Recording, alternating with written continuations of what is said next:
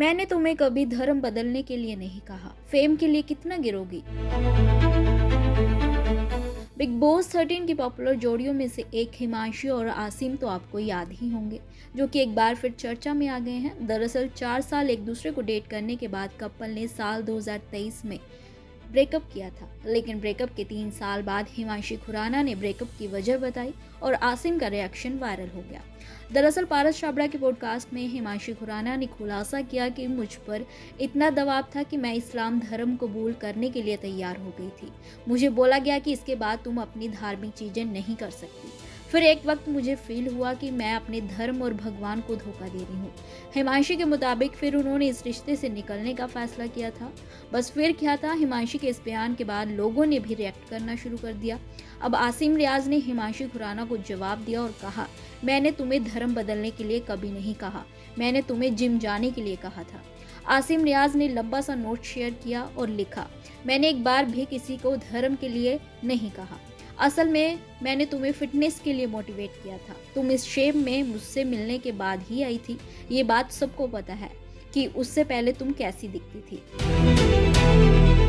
धर्म का इस्तेमाल हथियार के रूप में ना करें। ये एक संवेदनशील मामला है और धर्म को हथियार की तरह इस्तेमाल ना किया जाए। ये बचकानी हरकत है। अटेंशन पाने के लिए आप किस हद तक गिर सकते हैं। मेरे करियर की बात करें तो मुझे किसी की जरूरत नहीं पड़ी।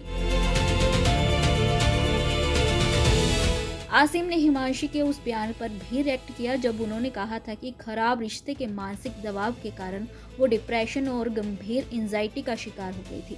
तनाव के कारण उन्हें थायराइड की बीमारी हो गई, जिससे उनका चेहरा उम्रदराज दिखने लगा था और बाल खराब होने लगे थे। हाई ब्लड प्रेशर की वजह से हर दूसरे दिन उनकी नाक से खून आता था। हिमांशी की बातों पर रिएक्ट करते हुए आसिम ने कहा, खराब रिश्ता, थायराइड, एंजाइटी, डिप्रेशन, नाक से खून आना, चेहरा बूढ़ा दिखना, बालों से बदबू आना, चेहरे पर मुहासे, तो फिर आपने 3 महीने बाद मार्च में मुझे मैसेज क्यों किया? इस रिश्ते में वापस क्यों आना चाहती थी? उन्होंने आगे कहा, उनके पास इस बातचीत के मैसेज और स्क्रीनशॉट भी हैं और जरूरत पड़ने पर वो अगली बार इन्हें पब्लिक भी कर देंगे। आसिम यही नहीं रुके। उन्होंने कहा, अगर ये जानना है कि किसके पास ज़्यादा पैसा हो और किसके पास कम, तो इसकी जानकारी बैंक स्टेटमेंट से पता चल सकती है।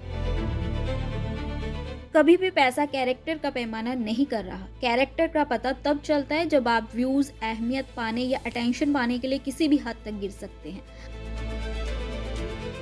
आसिम ने पारस छाबड़ा पर भी गुस्सा निकाला और कहा कि सिर्फ गपशप के लिए किसी के पहले रिश्ते और पर्सनल लाइफ को खोद कर निकालना सही नहीं। माइक्रोफोन के पीछे बैठकर उस आदमी से मैं कहना चाहूंगा कि जिम में ज्यादा वक्त बिताओ, दूसरों की लाइफ पर बात मत करो। अब ये सवाल है कि आखिर हिमांशी के दावे और आसिम के जवाब, दोनों में से सच क्या है?